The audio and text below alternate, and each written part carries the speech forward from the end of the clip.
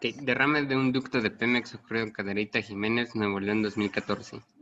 Por Antonio Alejandro, Eric Silva, Mónica Gabriela, Andrés Amarón y Carlos Daniel.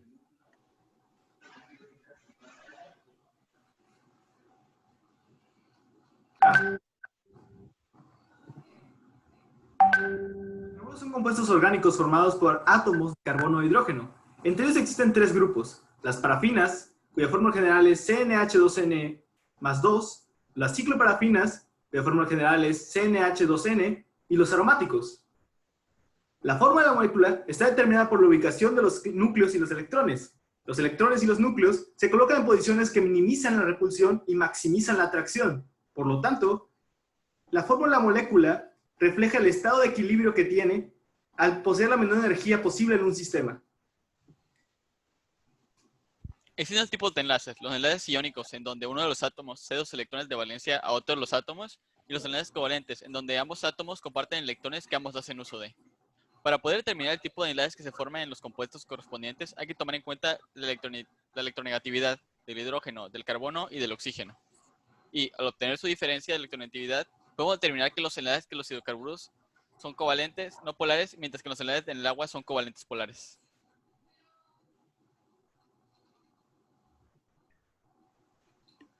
La polaridad de las moléculas está definida por su geometría molecular, o también conocida como estructura molecular. Esto se refiere a la disposición dimensional en la que los átomos se constituyen en una molécula. Para determinarla, existen muchas propiedades, tales como la reactividad, la polaridad, la fase, el color, el magnetismo o la actividad biológica. En este caso, presentamos dos ejemplos. El primero es el metano, cuya geometría molecular es tetraédrica y sus ángulos son de 109,5 grados, formando 4 enlaces CH que son idénticos entre sí. A continuación, presentamos el benceno, cuya geometría molecular es de forma hexagonal.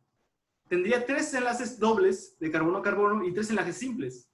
No obstante, experimentalmente se sabe que en efecto la molécula de benceno es plana, con ángulo de 120 grados, y los enlaces de carbono-carbono son idénticos y presentan propiedades intermedias entre un enlace doble y un enlace simple. Finalmente, observamos el agua, cuya geometría molecular es angular, formando ángulos de 104,5 grados. Ok, al observar la geometría molecular de los compuestos, regrésale. Podemos determinar que la polaridad de la molécula. Esto obedece a vectores en donde la fuerza de atracción se da desde el elemento menos electronegativo al elemento más electronegativo. En este caso, al observar la geometría del metano, podemos entender que los vectores se cancelan entre sí, por lo cual no hay un vector resultante, lo cual significa de que esta es una molécula no polar, a diferencia del agua, en donde las fuerzas no se cancelan entre sí, por lo tanto, esta será una molécula polar. Bueno, algunas de las propiedades de estos compuestos son la densidad y solubilidad. La mayoría de los hidrocarburos son más livianos que el agua, y los que investigamos para el reto van desde 0.657, siendo este el metano, hasta 703 kilogramos sobre metros cúbicos, que es el octano, mientras que el agua es de 997 kilogramos sobre metros cúbicos. Por lo que los hidrocarburos tienden a flotar sobre ella. Esto quiere decir que no son solubles entre sí, pues solo se podrían los que tengan mismas polaridades, más no con polaridades opuestas. Si acaso algunos de estos hidrocarburos tienen una solubilidad con el agua baja, se considera prácticamente nula. Ya. Sus propiedades físicas y químicas. Su punto de ebullición aumenta a la par de su cantidad de átomos debido a que sus fuerzas intermoleculares son mayores cuando la molécula es más grande. Son insolubles en agua, pues son sustancias polares. Pueden alcanzar la combustión completa, por ello son altamente contaminantes y al exponer alcanos a 800 grados se transforman en alquenos.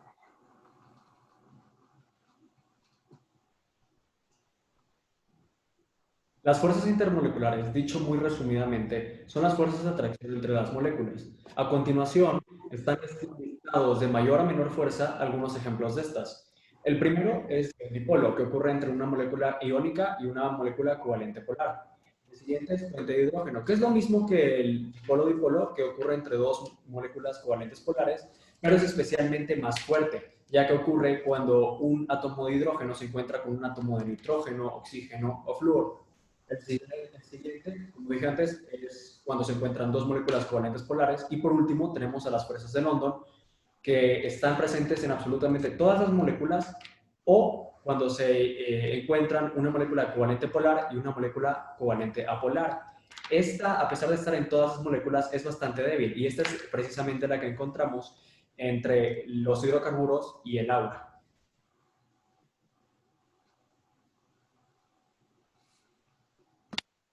Como método, aunque el uso de hongos no es un método de los más comunes, se cree que es factible. Un experto en micología considera que el uso de hongos como agentes que aceleran la descomposición de diversos hidrocarburos pueden ser una solución.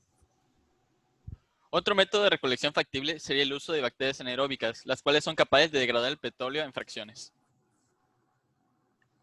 El siguiente ejemplo, la recolección manual, suena bastante simple, pero cabe recalcar que aunque este método requiere un gran número de mano de obra, un equipo equipado con herramientas como rastrillos y recolectores calados puede limpiar de manera óptima todo tipo de costas sin perturbar innecesariamente el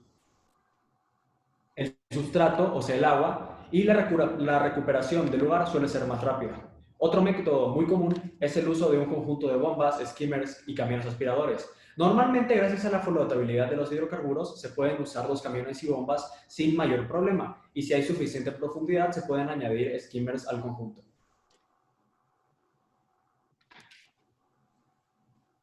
Como conclusión, yo creo que la solución va relacionada con la biomímesis. Claramente, entre más cercanos estemos de la naturaleza, menor serán los rechazos o consecuencias negativas del medio ambiente. Entonces, la creación de tecnologías y leyes inspiradas por problemas dentro de la naturaleza misma pueden ser de gran ayuda. Para mí, el derrame de hidrocarburos ha tenido un gran impacto ambiental en la zona, pues el agua del río representa un peligro en sus condiciones actuales, lo cual ha llegado a tener mayores repercusiones, ya que esto ha ocasionado daños en los ecosistemas del río, en los cultivos, en la calidad del agua, etc. Tomando en cuenta todo lo mencionado, no tenemos duda alguna de que el derecho al agua y a un medio ambiente sano de los habitantes de la comunidad no ha sido respetado, y las autoridades correspondientes deberán hacer algo al respecto. Considero que la negligencia del hombre hacia la naturaleza se presenta en diferentes formas. Muchos errores de la infraestructura han ocasionado desastres como el derrame de hidrocarburos. No obstante, también es una oportunidad de percatarnos de la necesidad de comprender el comportamiento de ciertas moléculas. Considero que el Estado debe hacerse responsable de los daños omitidos al ecosistema, tanto de los cuerpos de agua como de flora y fauna, dado que, si trabajamos en conjunto en el desarrollo de nuevas tecnologías, podemos llegar a resultados a mayor brevedad. El derecho humano al agua es indispensable para tener una vida digna y es un requisito para la realización de los demás derechos. Es puesto que es inaceptable que haya gente que no tenga acceso a agua potable y es algo que se debe de corregir lo más antes posible. Enfatizando lo antes dicho, el acceso a agua limpia y potable es un derecho universal, derecho que se le ha arrebatado a la población de Cadereyta Jiménez, así como a su ecosistema. Por lo tanto, se concluye que las autoridades responsables del accidente, con apoyo naturalmente del gobierno, deben tomar gran parte en la participación para lograr que este derecho sea devuelto a la localidad y a la población de la ciudad. Muchas gracias.